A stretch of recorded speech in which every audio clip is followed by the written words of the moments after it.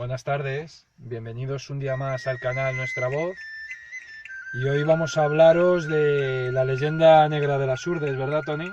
Sí, efectivamente, buenas tardes. Pues continuando un poco con nuestros últimos capítulos en los que vamos intercalando, pues algunos de ellos dedicados a lugares o entornos rurales. Hoy en concreto pues nos acercamos a una comarca de la que se ha hablado mucho y no siempre para bien, desafortunadamente. Sí, y eso, Tony, ¿qué nos puedes contar? Bueno, para empezar, si te parece, pues podemos hacer para quien no sepa dónde se encuentra esta comarca, aunque es complicado que nadie haya oído hablar de ella, pues te puedo decir un poco el Sí, marco geográfico en el que se encuentra. sí. Pues bueno, Las Urdes es una comarca al norte de Extremadura, de la Ujú. región autónoma extremeña, ¿no? La autonomía de Extremadura, que se le conoce como el Cabo Norte de Extremadura, pues en el mapa de Extremadura, si más o menos lo tenemos así en la cabeza, tiene como una especie de cuerno justo en la parte norte, Sí, en la parte central, en el norte, que es más o menos a grosso modo, eso es lo que sería, ese territorio es el que sería la comarca de las Urdes. ajá, sí, Tony. Bueno, se puede decir que se compone de 6 municipios, Ujú. aunque ahí hay un poco de discrepancia, hay gente que te dice que son 5 porque no incluye a Casar de Palomero y otros que sí lo incluyen, ¿no? Con lo que de este modo podemos decir que está compuesto, si incluimos a Casar de Palomero, con Pino Franqueado, Camino Morisco, Casar de Palomero, Nuño Moral, Casares de las Urdes y Ladrillar. Son Ajá, los 6 sí. concejos Son que... llamados concejos, ¿no, Tony? Entonces, Sí, sí, sí, porque, vamos, son municipios, es que una no tienen unidad... ayuntamiento propio, ¿no? No, no, sí, sí tienen, Sí claro, son tienen. municipios, lo que pasa que se les sigue llamando concejos en esta zona, Ya. como más o menos manteniendo el uso medieval, ¿no? Cuando más que municipios se les denominaba concejo porque muchos de ellos precisamente estaban regidos por concejos abiertos, ¿no? Es de influencia artur-leonesa, ¿no? Esta zona, Tony. Sí, todo lo que es un poco, esto es algo que desde aquí les mencionaremos en más de una ocasión, es algo que me comentó una vez, porque tengo el gusto de conocerle pues a un antropólogo que se puede decir que es de los, por no decir el que más, de los mayores entendidos Sí. en la actualidad que hay sobre esta comarca, Mm. que es Félix Barroso Gutiérrez. Pues más o menos todo lo que es el norte de Extremadura, todo lo que queda al oeste de la Vía de la Plata, se entiende que es de influencia astur-leonesa, ¿no? Entonces, lo que son las Urdes entrarían dentro de este espacio territorial y hasta no hace mucho, pues, y todavía quedan huellas pues en muchas de sus palabras y tal, de la zona, pues se ha estado hablando lo que es un dialecto astur-leonés, Sí. que todavía cada vez menos, pero todavía te puedes encontrar con alguna persona mayor, algún anciano, que todavía menciona palabras un poco en este dialecto, ¿no? Y hay una leyenda negra entonces, ¿no, Tony? En las Urdes que se Sí, ceba con esta... eso es, sí, bueno, es la leyenda, es una leyenda negra que en cierto modo en la época contemporánea, sobre todo de las revoluciones liberales que querían un poco crear una sociedad urbana, industrial, pues es un poco que es una leyenda negra que ha manchado un poco en cierto modo, con el que se ha pretendido dar mala fama a todo lo rural, pero en Sí, concreto con este territorio, con las Urdes, se ha ya, cebado totalmente porque yo tengo un poco mi opinión por qué quizás sea, porque no sé, hasta todavía bien entrado el siglo XX, eh, era una de las pocas zonas que quedaban por civilizar, entre comillas, ¿sabes? Porque, o entiendo, sea, que sí, es, más bien tendríamos que sustituir ese término, que es el que se usa habitualmente, por el término de dominar. ya, Y con esto no quiero decir que no estuvieran dominados, ni que allí no hubiera autoridad, porque ya el Estado había mandado allí, tenía un poco sus emisarios y tal, pero sí es verdad que es un territorio que tardó en tener un cuartel de la Guardia Civil. Eh, de cierto modo vivían un poco al margen del resto de comarcas aledañas y otros entornos rurales, no te sí, quiero ya ni contar con los entornos urbanos, ujú, porque vivían un poco en sus valles, encerrados en sus valles y sumidos pues un poco también en su cultura, ¿no? Que les hizo tan especiales, un poco diferentes al resto de comarcas del entorno. ujú. Tony Luis Buñuel grabó allí un documental, ¿no? Sí, precisamente esto va a enlazar mucho con lo que acabo de decir, porque en el año 1932, Sí. grabó lo que se supone que es un documental que luego han querido un poco disculparlo diciendo que es una obra es una creación cinematográfica que entra en juego la ficción, que no hay que tomárselo tan al pie de la letra. Y digo todo esto porque es un autor, o sea, un cineasta al que tanto se le ensalza, y de que se vende la moto de que con ese documental lo que quería era ayudar a los urdanos, a los pobres urdanos, como si esto nunca hubieran sabido sobrevivir por sí mismos, ¿no?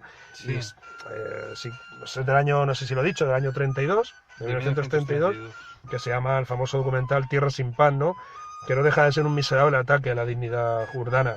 Ya. Pues yo si quieres te cuento un poco... Sí, cuéntanos, Tony. Pues en qué consiste. Bueno, este hombre pues quiso un poco, pues influenciado por un autor anterior, un antropólogo francés, Maurice Legendre, que escribió Las Urdes, estudio de geografía humana, Sí. en el cual también se atacaba constantemente a la dignidad urdana, se les ponía a la altura de, pues como si, poco más o menos como si fueran salvajes los que vivían allí, y que gracias a la Iglesia, porque este señor era muy católico, y otras instituciones estatales, pues se les pudo a los pobres urdanos, entre comillas los de pobres, sacar de su vida tan miserable, ¿no? Y Sí. pues basado un poco en este estudio, Luis Buñuel pues reflejó una sociedad totalmente sumida en la pobreza, en el que insinuaba no, lo decía expresamente, que los padres, que los profesores de escuela daban pan a los niños de su escuela, Sí. y que les obligaban a que se lo comieran delante de ellos para que los padres de ellos no se lo quitaran. O sea, insinuaba incluso que los padres quitaban el pan a sus hijos. O sea, con esto ya te digo todo, ¿no? Y aparte de una imagen totalmente oscura, tétrica, de una tierra que siempre fue riquísima en cultura, en tradiciones, en mitologías, que iremos poco a poco después, si quieres, un poco también desgranando, ¿no?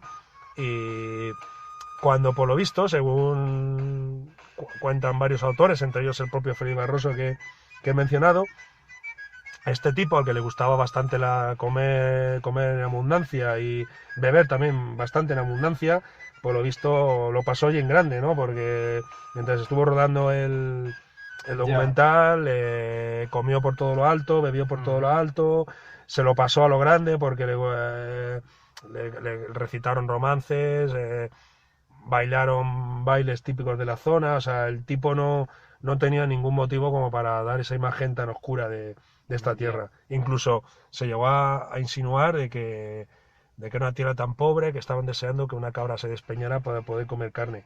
Y se ve, y hay una toma del documental en el que se ve cómo cae una cabra que están grabando y se ve el humo de un disparo, o sea, estaba preparado. Era un montaje. Era un montaje, era un disparo que se hizo una cabra para que esta cayera y poder rodarlo, ¿no? Que en cierto modo, vuelvo a decir, en relación a sus defensores, pues hay que decir que el cine también, aunque sea un documental, no deja de ser también en cierto modo ficción, y desde ese punto de vista se puede justificar eso, ¿no? Pero nunca para manchar el nombre y la esencia de un pueblo como es el pueblo urdano. Incluso los habitantes, ¿no, Tony, de otras comarcas también contribuyeron a esta leyenda, ¿no? Sí. En este caso seguramente no ya con malicia, sino un poco con el temor a lo desconocido, o la exageración. Que decían que en esa montaña vivía el hombre lobo, ¿no, Tony? Sí, vamos, contaba el propio Félix Barroso lo cuenta. Sobrenaturales, etcétera. Sí, el propio Félix Barroso lo cuenta. Él es de tierra de Granadilla y él oía a su abuelo, Félix Barroso, con la curiosidad de un niño, cuando iba a pasear por la desaboyal de su pueblo, Santibáñez el Bajo, en tierras de Granadilla, pues desde ahí ya estás prácticamente al pie ya de las Urdes, y se ven esas montañas, ¿no? Donde, quieras o no, eso crea un poco de misterio, decir que habrá ahí en esas montañas, ¿no? Entonces, desde fuera de las Urdes se creaban también muchas leyendas y se decía, por lo que has dicho tú, que si allí vivía el hombre lobo, que si allí había bestias, que si, pues un poco exageraciones de este tipo, ¿no? Sí. En estos territorios rurales también se les llamaba analfabetos, ¿no, Tony? Analfabetos, sí, vamos, sí. Siempre... Para denigrarlos, ¿no? Sí, bueno, porque en cierto modo, usando el significado, o sea, el significado técnico de la palabra, eran analfabetos, ¿no? Mucha de esta población, pero como de otras tantas comarcas, incluso hasta en las ciudades. No sabían leer ni escribir. Sí, pero es que eso no es indicativo, como De nos quieren decir incultura. hoy en día, de incultura, claro, Claro. porque esta gente lo que tenía era pues lo que fue siempre la humanidad, su cultura era una cultura de tradición oral. Sí. Y en concreto en la comarca de las Urdes se han salvado un montón de romances y de vamos, de tradiciones que se han transmitido gracias a la tradición oral de los propios urdanos. Y Sí. muchos de ellos, además, pues, te quedas con la boca abierta de la de romances que te pueden recitar, De memoria, historias y todo de memoria, transmitidos generación tras generación, ¿no? Y entonces, evidentemente, en los tiempos modernos o contemporáneos, en los que ya no solo ya desde que se descubrió la imprenta, que esto ya son siglos más pretéritos y tal, hasta la actualidad, pues está claro que se puede, en cierto modo, bueno, porque habría también que matizarlo, aunque esto es otro debate en el que no quiero entrar ahora, ¿no? Pero vamos, haciendo una visión global, pues se puede decir, evidentemente, no voy a hacer una apología de lo contrario, que es positivo el que se sepa leer y escribir, ¿no? Sí. Pero lo que no hay que confundirlos con lo que te cuento, con creer que son incultos. Que la cultura solo está en los libros Ya. y solo puede estar por escrito, ¿sabes? No, la cultura toda la vida, durante milenios, ¿sabes? Esto último es como si dijéramos la última etapa de la humanidad, siempre ha estado en la transmisión oral y en la memoria. Hoy en día nuestras memorias están mucho más atrofiadas que las que tenían las personas o las gentes que basaban su cultura en la acumulación de conocimientos de transmisión oral, Sí. se puede decir, ¿no? Sí. Por decirlo de una manera, ¿no? Entonces, es un poco eso, también es otra de las ataques que han sufrido no solo ya en las Urdes, sino en todo el ámbito rural, de que eran gentes analfabetas, que el Estado con sus escuelas o la Iglesia primeramente también tenían que llegar allí para alfabetizar a estas pobres gentes y etcétera, etcétera. Sí, o sea que los urdanos, Tony, son una especie de pueblo mitológico, ¿no? Sí, porque es así lo califica el propio Félix, ¿no? Porque es un pueblo con tan gran cantidad de leyendas y cultura oral en su haber que tristemente pues hoy en día, o gracias a algunos autores, sí, se va a conservar y si no se van a perder, pero tristemente sí se está perdiendo ya un poco entre la propia gente urdana, ¿no? Porque las nuevas generaciones urdanas pues ya son como cualquier persona, ya no solo de otros ámbitos rurales, sino de las propias ciudades, ¿no? Ya estamos un poco todos, de cierto modo, aculturados, ¿no? Con la televisión, con la radio, ya con internet, las redes sociales, tal.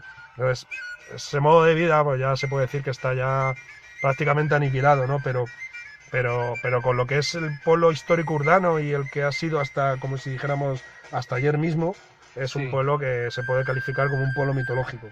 Y existen leyendas alrededor de una especie de sirenas, ¿no? Sí, es una mitología tan rica la que tienen, que incluso se dicen que allí hay sirenas también. Fíjate, algo tan típico se puede decir, de zonas costeras, ¿no? Claro.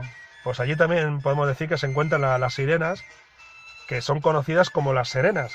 Allí le llaman de otra manera, ¿no? Y incluso si quieres, muchos de los charcos o embalses, bueno, más que embalses, que no, o sea, pues un poco lagunas naturales que se forman allí, porque es una zona muy rica en agua.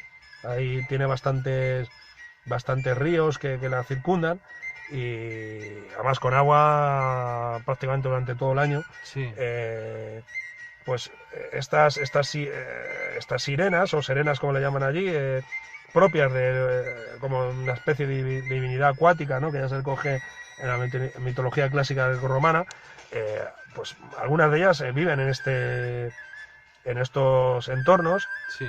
Y así te puedo decir, por ejemplo, que en lo que es la laguna del Charco Jollón, en un paraje conocido como Aceña, dentro del concejo de Camino Morisco, sí, pues se puede decir, no solo en esta, sino en otras también que hay, pero en concreto esta, se dice que sale la mañana de San Juan. Ah, qué curioso. Antes de salir el sol, y se peina los cabellos de oro con un peine de plata. Y nada, y pues en cierto modo, al igual que ocurría con la diosa Diana, pues no se la puede sorprender porque te puede caer un maleficio. Si la sorprendes mientras se está peinando en la mañana de San Juan y tal, y existe esa leyenda, ¿no? Y en cierto modo, pues, aunque sepamos que esto es ficción y pues es algo que entra tanto en la esencia cultural de un pueblo que la propia gente lo cree y no por eso son más ilusos y tal, y hasta uno mismo, si gusta de esta riqueza antropológica, hasta parece verla si se acude a un lugar de estos, ¿no? Y parece hasta sentirla, vamos, que es lo bonito de todo esto. Sí, abundan también las leyendas de duendes, ¿no, Tony? Sí, o sea, también los duendes tienen un papel bastante importante allí. De este modo os habla mucho del duende de ladrillar, del duende jampón, que dice que sale en las noches de matanza y se dedica con su mujer, la duenda, o su pareja, a, pues eso, cuando termina la gente que está en la época de matanzas, terminan la faena y se van a dormir, ellos salen por la noche y siguen haciendo las mismas prácticas de embutir las morcillas y demás, con el asombro de las mujeres de la casa que al amanecer que se encuentran como avanzado su trabajo, por lo que en premio a ello les hacen un traje para que se lo pongan al día siguiente. Pero claro, ahí está el problema de que normalmente el duende todo coqueto se lo pone y al día siguiente ya no trabaja porque no quiere mancharse con la matanza y en la labor de embutir pues todas las carnes de la matanza, no quiere mancharse de sangre y ese día ya no trabaja con su nuevo traje. Sí. Es un poco ¿Y el duende Tiznao, Tony? Sí, el duende Tiznao, paradójicamente, a lo que suelen ser siempre las representaciones de los duendes, este no es un ser de pequeño tamaño, sino todo lo contrario, es una especie de gigante, un duende enorme que tiene un sombrero de copa con el que toca las nubes y además fuma en una pipa gigante, provocando con su sombrero tormentas y con el fuego de su pipa, al encenderla, también truenos y tormentas, ¿no? Siendo una especie como, en cierto modo, de Nuberus, que es un personaje mitológico de la mitología asturlenesa, que se ha desarrollado aquí, ha evolucionado hacia lo que es el tiznao de las Urdes, que en cierto modo se aprecia ahí una conexión con un poco con estos personajes mitológicos de la mitología asturleonesa, ¿no? Bien, comprobándose así un poco pues su conexión con esta cultura asturleonesa, ¿no? Que hemos mencionado antes. Sí, Tony, me comentabas antes, los niños hasta no hace mucho han estado rodeados de un realismo mágico, ¿no? Sí, efectivamente.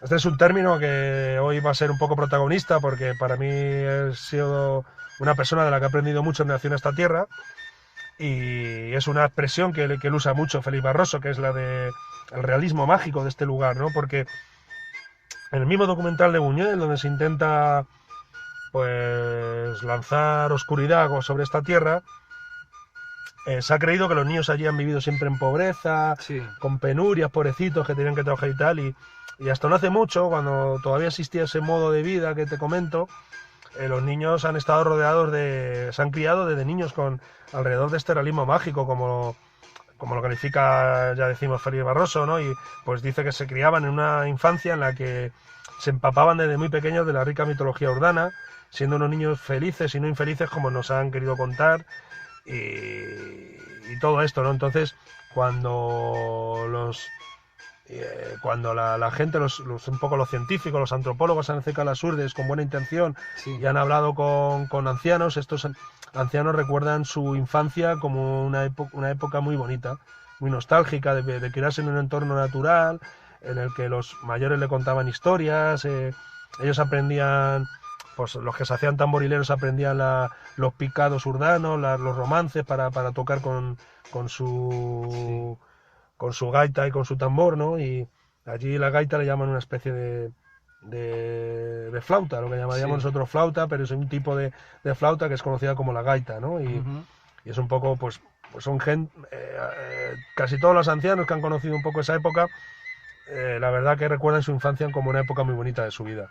Ya, Tony, y me comentabas antes que es el jáncano. Sí, pues ya que hemos mencionado varios personajes de la mitología urdana, pues otro de ellos más sería el jáncano, ¿no? Que es una especie de polifemo de la cultura urdana, ¿no? Sí. Pues el jáncano, por lo visto, devoraba a todo el que se encontraba, ¿no? Entonces un día más volvió a atrapar a un pastor, pero este pastor, la verdad que era un pastor bastante avispado, y entonces sabiendo que si no hacía alguna artimaña no iba a poder escapar del jáncano, ¿no? Pues lo emborrachó a este, ¿no? Y Sí. una vez ya quedó pues ahí prácticamente medio adormilado y el jáncano y tal, este pastor le clavó un hierro ardiendo que estaba al fuego Sí. para poder escapar de él, ¿no? Y este escapó de él, ¿no? Entonces, al gritar el jáncano al gritar vino la jáncana, ¿no? Que era su madre, y le preguntó que quién había sido, quién ha sido, ¿no? Y este jáncano le dijo, nadie, porque el propio pastor anteriormente, cuando le había preguntado al jáncano cómo se llamaba, le dijo que se llamaba nadie. Y así crea la Ah, confusión, o sea, fíjate sí. a dónde llegó Que sí. la inteligencia. En cierto modo aquí nos recuerda un poco a la Odisea, a Ulises, ¿no? Queriendo escapar de estos tipos de personajes, o sea, donde ahí se demuestra que hay pues todas las culturas de la antigüedad, todas las mitologías un poco estaban, sobre todo del ámbito indoeuropeo, ¿no? Se puede decir que estaban interconectadas, ¿no? Y aquí Ya. tenemos esta historia, ¿no? Y por lo visto el jáncano, pues la madre desconcertada decía, pues si nadie te ha clavado esto, ¿a quién voy a ir yo a perseguir, no? La jáncana, ¿no? Nadie, Sí. nadie, que nadie. Y al final el jáncano, por lo visto, según cuentan, salió dando brincos enormes por esas montañas urdanas buscándole y no sé si acabó despeñándose por uno de esos barrancos, ¿no? Que por ese motivo hoy en día se puede, rastreando la toponimia urbana, se encuentran topónimos de lugares, de barrancos que hacen referencia al jáncano. Ajá. O Y el sea, Zajorí, Tony, es una figura también muy importante en las urdes, ¿no? sí, el Zajorilla, pues ya te puedo decir que roza lo mitológico también, pero es una figura real, ¿no? Que existía en la comunidad urbana, que era una especie, para que nos entiendan un poco nuestros oyentes, era una especie de druida Sí. urbano, por decirlo de alguna manera, ¿no? Porque cumplía funciones de curación, era cierto modo era curandero, era juez, o sea, decidía sobre distintos conflictos que se daban en la sociedad urbana, utilizando el verdadero derecho, a mi entender, el democrático de verdad, que es el derecho constitucionario, el derecho de la costumbre creada por el propio pueblo y no las leyes estatales, y pues aplicando pues este derecho constitucionario, estas costumbres urbanas en este caso, pues resolvía conflictos entre los vecinos, era una persona muy respetada, ¿no? En la Sí. comunidad urbana, ¿no? Y se puede decir, pues eran como individuos que ya desde pequeños se les consideraban que tenían dones, Sí. ¿no? Y de este modo, pues existe una leyenda, bueno, que la gente lo cree de verdad, que al Zajorilla se le conoce desde que nace, pues nace con una cruz bajo la lengua, ¿no? Incluso debe haber hablado ya dentro del vientre de la madre. La madre ya hasta siente o nota que ese niño ya está hablando dentro de sí mismo, ¿no? Entonces ya se es consciente de que le viene un zajorí, ¿no? Sí. Y esto es algo que ha durado casi tan hasta nuestros días, o sea, ha llegado prácticamente a nuestros días que incluso ha Ya. habido el último de los zajorí, que se sepa, Sí. no murió no hace mucho, era escasa casos, no más de 1 o 2 décadas, ¿no? Y era conocido como el tío Eusebio, El que tío. fue el último importante zajorí que ha habido ahí en la comunidad, pues en Sí. la comunidad humana de las Urdes, ¿no? En esta bendita tierra de las Urdes. Ya. ¿Y qué acabó con estas brujas de las urdes, Tony?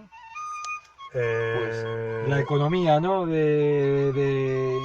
sí, vamos, Moderna, todo este tipo de tradiciones, esto que comenta de las brujas, que también se puede decir que ahora hay un dicho que se dice que la luz eléctrica, la luz eléctrica vino a acabar con las brujas en las urdes, ¿no? Desde que llegó la luz eléctrica, llegó la tecnología, pues un poco este tipo de historias a la luz de la lumbre, pues y se acabó se dejaron un poco de contar, no todas del estas todo, no leyendas, ¿no? afortunadamente, pero Claro. sí este tipo de vida, de este realismo mágico que hemos venido a denominar antes, ¿no? Como que es una expresión utilizada, como hemos dicho, por Felipe Barroso, pues dejaron de estar a la orden del día, ¿no? Y es un poco como si dijéramos que la economía de mercado y la llegada de la economía de mercado y la finalización de la economía de subsistencia, pues es un Sí. poco lo que ha acabado con este realismo mágico en las urdes, ¿no? Pero Sí. afortunadamente, gracias a algunos autores también como quiero recordar Gómez Moreno, no recuerdo ahora el apellido, también para los oyentes que les interese un poco la cultura urbana, rastreando en el buscador de la página de la revista de folclore, en la página web de la revista de folclore, podrán encontrar bastantes artículos escritos por Félix Barroso, Gómez Moreno, y Gómez Moreno sobre, creo recordar que se llamaba así, ¿sabes? Se apellida así Sí. este otro señor, también amigo de Félix, Ujú. y pues se pueden encontrar bastantes artículos en el buscador de la revista de Folklore donde se comentan todos estos aspectos de la cultura y de la mitología urbanas. Sí, que no se nos olvide también, Tony, otro personaje mitológico del que antes más comentado, del macho Lanún. Sí, el macho Lanú es otro más, para que veas toda la riqueza mitológica de esta tierra Sí, que estamos hablando. O sea, es alucinante, ¿no? En un, en un sincretismo, viviendo con la tradición cristiana ya, ¿no?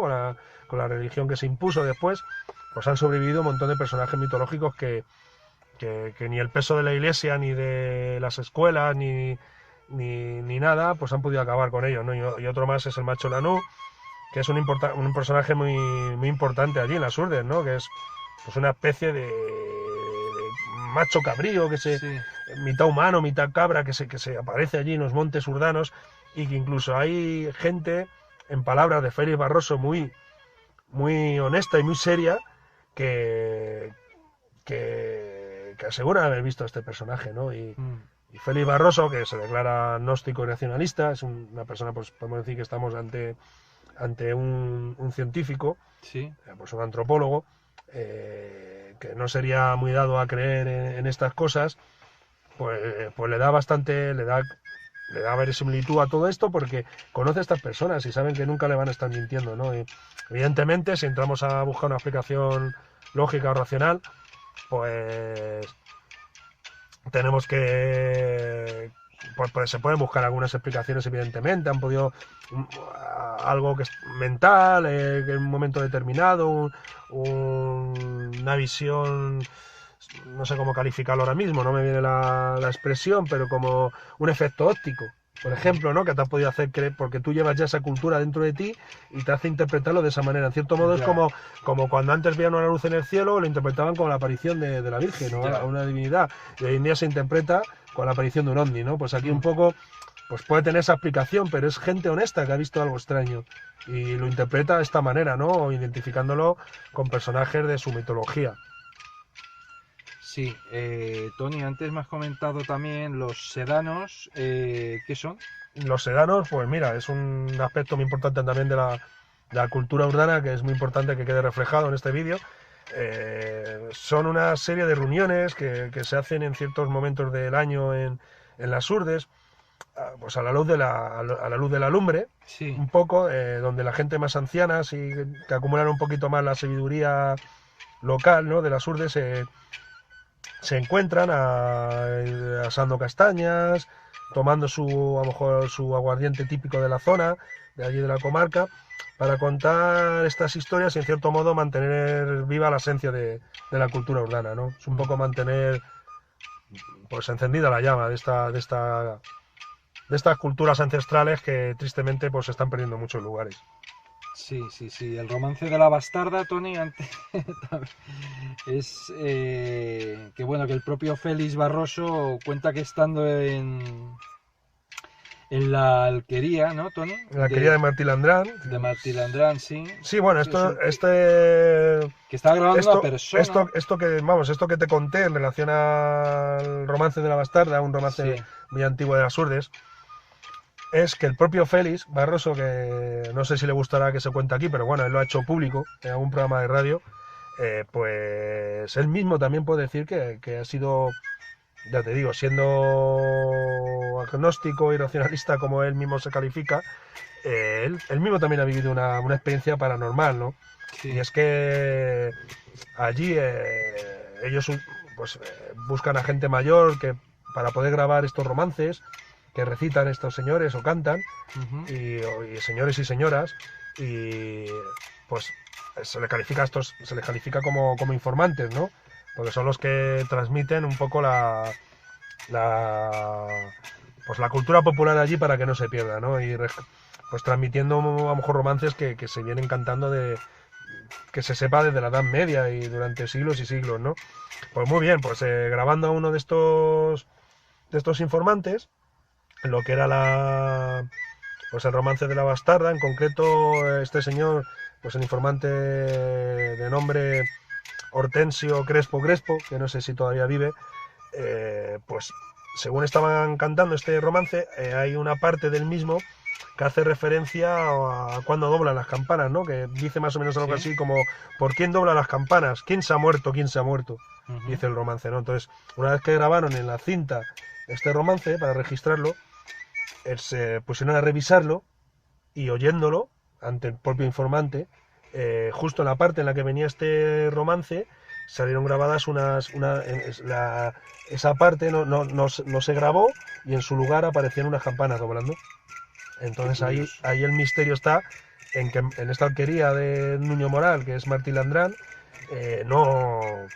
no hay ninguna, no hay en este momento ni ermita ni iglesia que pueda hacerse unas sus campanas. O sea, ese es el gran misterio de esa Cuánta, anécdota. O sea, cuánta, cuántas leyendas, ¿no, Tony? En sí, esta no, es alucinante. Yo aparte, zona de hablando un las poco urdes. así sobre mi experiencia personal de mi visita, yo creo que ya, pues en cosa de 3 años para acá, porque mi primera visita está bastante reciente, ya, pues se puede decir que fue, a ver si recuerdo bien, fue en marzo de 2013, en la Semana Santa de 2013, hace 3 años, poco más de 3 años, fue mi primera visita y desde entonces he ido hasta 5 veces, ¿no?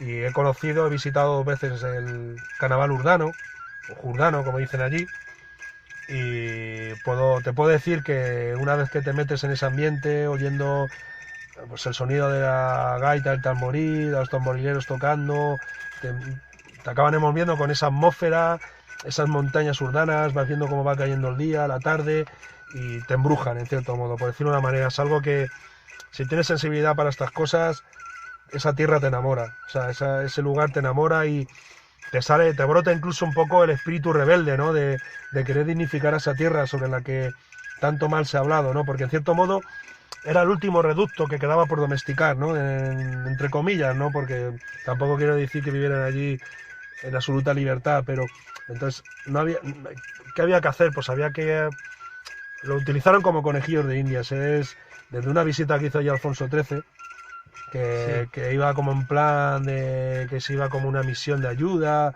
para ayudar a los pobres urdanos y luego la República, el franquismo también, que Franco iba allí, que Franco tenía un plan muy diabólico, bueno, tuvo varios, uno de ellos fue, por eso el señor mayor Urdano odia al pino, o sea, ellos allí viven principalmente su economía de de la miel y el pastoreo, ¿no? Entonces, desde el momento en el que le quitan sus bosques autóctonos y sus matorrales de brezo, que abunda mucho, y estos son ocupados por el pino, para explotaciones madereras de industrias o empresas ajenas a las propias sí, urdes, como ya sí. hemos contado más de una vez, bueno, sobre todo cuando hablamos de los bienes comunales, ¿no? De la expropiación de los bienes comunales, que por cierto, estos montes eran todos y son en la actualidad prácticamente de titularidad comunal todavía, lo que pasa que han sido apropiados por los ayuntamientos y estos pues los ceden a las empresas madereras. Bueno, pues el viejo de la persona anciana de las urdes odia al pino, porque con la plantación de bosques de pinos, pues los rebaños se vieron mermados, que eran, y las colmenas, entonces los recursos con los que ellos se valían, incluso ellos vivían mucho también de vender con la raíz del brezo hacían también carbón. Sí, Entonces ellos, pues a lo mejor de vender en las comarcas aledañas, incluso a tierras más lejanas, porque los urdanos siempre han sido también muy viajeros, pues más o menos aniquilaron sus recursos. Recursos además que claro. eran comunales, eran montes comunales, ¿no? De donde los traían, ¿no? Y aparte de eso, tuvo un plan muy diabólico que por suerte ese sí que no cuajó, que Franco quiso hacer de las urdes un coto de caza gigante para que fueran los ricachones allá a cazar. Entonces quería sacar de allí a la población que más o menos, se puede decir, no sé si la que hay hoy en día, de 8.000 o 9.000 personas en esos valles urbanos, ¿no? Quería sacarlos de ahí y llevarlos a pueblos de colonización, como hizo en otras zonas, a la zona, pues un poco a tierras de ganadería, a otras comarcas ya llanas, de la parte fuera de las montañas, ¿no? Y dejar esa zona deshabitada. Pero el urdano es una persona muy celosa, muy arraigada y con mucho amor a su tierra y no fue capaz de llevar a cabo ese plan, afortunadamente. Aunque eso sí, esquimó bastante sus recursos a través de lo que te cuento, de la plantación de tanto bosque de pino, que si tú, una persona que no conozca esto, llega allí y en cierto modo le parece bonito, ¿no? Ver esos montes llenos de bosques, ¿no? De bosques de pinos y tal. Pero claro, si ya empiezas a indagar en la historia de por qué están ahí, incluso la gente ya que sabe un poquito sobre ya sin ser naturalistas ni forestales y tal, que saben un poquito de lo que son las repoblaciones y el daño que han ocasionado, pues muchas de ellas, pues está claro que con unos mínimos conocimientos sabes que todo lo que no sea bosque autóctono, que allí se puede decir que se mezcla un poco el bosque mediterráneo de encinar con un poquito ya el bosque más atlántico, ¿no? Ya con algunas zonas de roble que han desaparecido, porque hay que dar recuerdo de algunos topónimos en los que se hace referencia al roble. Y pues podemos decir que si se sabe un poquito sobre estos temas, pues te das cuenta un poco de que todo eso es un poco un bosque artificial que en cierto modo ha roto el equilibrio ecológico que había antes, ¿no? Es un poco, ¿no? Y ya si quieres nos adentramos un poquito en un tema que es el tema ya paranormal que hay en relación a las urdes. Hemos hecho un poco Cuéntamelo, Tony, una dignificación de la cultura urbana y de los ataques que ha sufrido. Y esto es una cosa también que quería decir, que la leyenda negra actual, que tampoco se debe calificar como tal, circula mucho también en que se está creando un poco un turismo alrededor de las urdes, que viene bien para la comarca, ¿no? Porque ya, quieras o no, se han roto ya esas economías del pasado para crear estas nuevas con todos los perjuicios que han traído, ¿no? Pero ya, pues es algo a lo mejor que en cierto modo es irreversible y la gente de allí pues vive un poco también ya del turismo, ¿no? Se ha desarrollado un turismo rural que viene muy bien para la comarca. Y hay mucha de esta parte de la gente que va, no solo va buscando un entorno tranquilo y rural al que descansar y tal, sino que va también movido un poco por todas las leyendas de apariciones, de fenómenos paranormales que tanto se cuentan en programas de radio, ¿no? Que ocurren allí en las urdes, ¿no? Sí, y de este modo pues hay un montón podemos hacer antes de finalizar este vídeo, contar una serie de sucesos y paranormales que allí ocurren, ¿no? Y entre ellos, por ejemplo, se habla mucho de apariciones ovnis, de luces extrañas que se ven, como en otras tantas zonas rurales. Y una de ellas, pues incluso ya se remonta al 1917, que es la conocida como luz de Ribera Oveja. ¿Sabes? Esta luz, por lo visto, era un hombre que venía caminando hacia su alquería, que alquería no sé si lo hemos dicho, es el nombre que reciben allí las pedanías. Las pedanías, porque los concejos, no sé si habrá igual me quedo corto, me paso, no sé, pero a ver, 30 y tantas, 40 alquerías o más, divididas en estos 6 concejos, ¿no? Y entonces, pues esto, en una de ellas, que es Ribera Oveja, pues este señor venía de madrugada, pues no sé si de sus labores o tal, y de repente yendo por el monte, mitad del monte, se le apareció una luz que le empezó a perseguir. Entonces este señor se tuvo que tirar al suelo, la luz reboteó por encima de él y al final hasta como que en cierto modo la atravesó. Bueno, se dice literalmente que la atravesó. Y pues, este señor, a partir de ese momento, no sé si movido por el susto, por lo que fuera o porque esta luz le produjo ese mal, volvió a su casa, no sé si con la caballería, ese dato no lo recuerdo, o solo andando a pie. Llegó a su casa y cayó enfermo y estuvo allí enfermo, no sé si cuánto duró, si un día, 2 días, y acabó muriendo.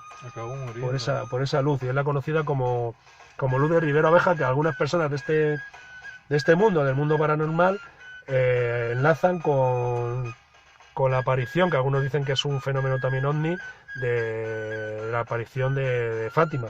La Virgen de Fátima fue también en ese año y sobre esas fechas, ¿no? Entonces quieren encontrar incluso una conexión entre ¿No se dan datos de esta luz? ¿Qué color tenía? ¿El tamaño? No, que yo sepa, pues igual sí hay descripciones más detalladas, pero ahora mismo ya te hablo totalmente de memoria, no tengo ninguna anotación aquí, y te puedo decir que era una luz circular, de un tamaño a lo mejor no enorme, sino como una pelota. Sí, como una pelota más grande que una pelota de fútbol, evidentemente, pero como no a lo mejor mayor que el tamaño de un ser humano, ¿no? Sí. Y fue el que... Bueno, pues se puede decir que dentro de la fenomenología paranormal, pues es uno de los primeros fenómenos registrados, pero luego te puedo hablar de que en el trayecto que hay entre Nuño Moral y la alquería de Aceitunilla, Sí, pues ahí es una zona, precisamente es una zona, bueno, en toda la comarca hay petroglifos y huellas prehistóricas, además de, bueno, aquí en el conocido como Huerto del Cura, al lado del arroyo Aceitunilla, entre Nuño Moral y Aceitunilla, hay unos petroglifos y lo que un arqueólogo al que también tengo el gusto de conocer, Saúl González, pues ha descrito como un altar de sacrificio de la Edad del Hierro, ¿no? Bueno, pues en esta zona cercana, que no quiero decir con esto que haya conexión, pero muchas veces los fenómenos paranormales suelen ocurrir en lugares con huellas arqueológicas ya en el pasado y santuarios y demás, ¿no? Como si fueran lugares en los que se abren las puertas dimensionales, ¿no? Y ocurren cosas extrañas, ¿no? Pues en todo este trayecto que hay entre Aceitunilla y Nuño Moral se concentra mucha fenomenología paranormal. Vamos, ya desde el propio Iker Jiménez en su programa radiofónico ya desaparecido de Milenio 3 narró algunos de ellos, ¿no? Y así se habla, por ejemplo, del niño blanco que se aparecía en el cementerio y que por lo visto se cuenta que una vez un grupo de personas que venían andando de Niño Moral de la noche, no sé si es un pueblo más grande de Niño Moral, si de estar pasando allí pues un poquito de tomando algo en los bares del pueblo, sí. pues acudiendo a su alquería a dormir, que era Aceitunilla, que te puedo decir que hay como unos 3-4 kilómetros, pues de repente empezaron a oír un sonido muy extraño, como una especie de una especie de llanto como de niño, como de chillido, tal, y según pasaban cerca de la ermita, entrando ya a Aceitunilla, pudieron ver como un niño muy pequeño, le llamaban niño porque parecía, por el sonido y por todo, como suspendido en el aire, como si dijéramos un metro y pico, con una túnica blanca, y que según miraron, ellos se miraron y casi sin hablar tiraron para adelante como diciendo vámonos de aquí, y según se iban metiendo en el pueblo oían hasta como que ese llanto se convertía en un sonido estridente que se les clavaba en lo más profundo de su ser, ¿no? Y de esto también a apariciones que se habla de gente, como le dicen allí, gente de muerti o gente de muerte, que son pues muchas veces en cierto modo como ocurre, bueno, el cortejo de gente de muerte se llama, es también algo que roza ya lo mitológico con lo paranormal, que es un poco parecido, en cierto modo enlaza ahí con la tradición cultural gallega de la Santa Compaña, de que se aparecen cortejos de gente montando mucha algarabía, como dicen por allí, y con sonido de pues por ejemplo cuentan una historia, ya me estoy yendo de una a otra, me emociono con esto ya un poco como que La Santa Compañía se da mucho en Galicia. sí, pues aquí tienen la suya propia, que le llaman cortejo de gente de muerte, y cuentan, por ejemplo, la época de la posguerra, cuando había tanta necesidad, que había contrabando de extraperlo y tal, Sí. que ya lo mencionamos cuando estuvimos hablando de los arribes del Duero, ¿no? Sí,